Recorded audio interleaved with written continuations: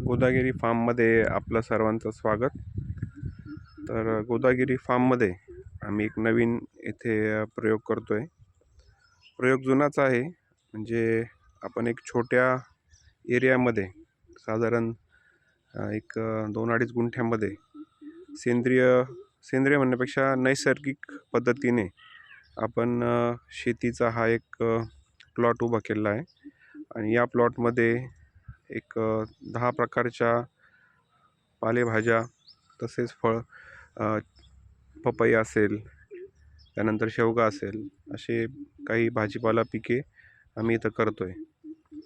तर या प्रयोगाद्वारे आपल्याला पुढं बघायचं आहे की जी नैसर्गिक शेती आहे ती आपल्याला कशा पद्धतीने एका छोट्या डेमो प्लॉटच्या साहाय्याने कशी आपल्याला त्यामध्ये एक मॉडेल तयार करून त्यामध्ये किती फायदा होतो, किती खर्च येतो, हे आपल्याला शेतकऱ्याला सांगता येईल.